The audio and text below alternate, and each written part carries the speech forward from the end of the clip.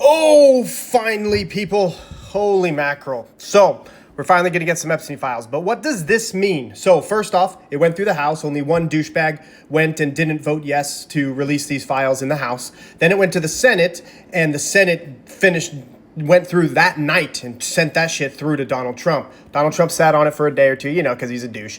And he finally signed it. So what does this mean? All right, this means that the Justice Department now has 30 days to publicly share all information from federal investigations into Jeffrey Epstein. It can withhold files that relate to active criminal investigations or are deemed to invade personal privacy. Now, here is my take on this. Investigations, I get it, active investigations. You don't want to compromise the investigation, even though we know that Pam Bondi is crooked as fuck and will go and sit there and open investigations on 1,000 people just to not release this shit because Donald Trump tells her to. But the whole thing about invading personal privacy, here's what should not be invaded. Victims' names. Black out their names. Everybody else pertaining to anything with Jeffrey Epstein, names should be released. There's no privacy when it comes to knowing what our politicians and the rich people and leadership are doing in this country. If they are actually, you know what? You could go, and I would even go so far as private citizens can have their names marked out. Although I don't think they should, but I can understand that privacy aspect of it, right? Public officials have no privacy. Period. They should, if they are a politician or were a politician in the past, they should not have their name blacked out and redacted in any way pertaining to this investigation paperwork. So, obviously we know that this is totally just shows how dumb the Republicans are and Trump is, since he said that this was a hoax, and he said that it's fake news, and he said it's a Democrat hoax, and everybody on the right-hand side has backed him up and towed the party line and done what old Daddy Trump said so, right? We all knew he was just lying. Every single person who said anything that these were a hoax or anything else is completely lying. So, let's move on. So, you also need to know that Trump did not need any permission to release these files.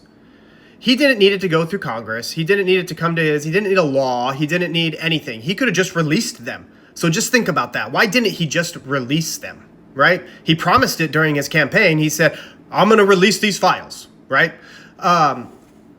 So there was one person, like I said, who didn't vote into it, but when can we expect these, okay? These have to be released, the order says, within the next 30 days. That's when Attorney General Pam Bondi has to have them out. All of them, okay? Not just drips and drabs or anything else, okay? There are some exceptions. So the Justice Department can withhold any documents related to criminal investigations. We talked about that. After the estate documents were released last week, Trump said he would ask Bondi to investigate ties to people who he didn't like, right? Well, that's whatever. One of the bill's architects said he had worries that the move would lead to some federal files being withheld, right? We know that Trump said, hey, investigate Bill Clinton, open investigations into Bill Clinton and a couple other people, because he knew that, he didn't want those specific ones released for some reason. All right. Bondi can also withhold information that may identify victims, leading many to speculate that parts of the files will be redacted.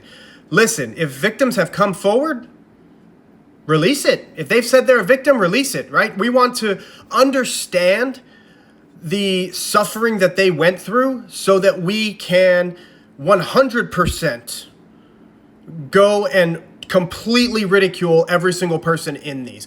Understanding and gaining some empathy for these victims is important, right?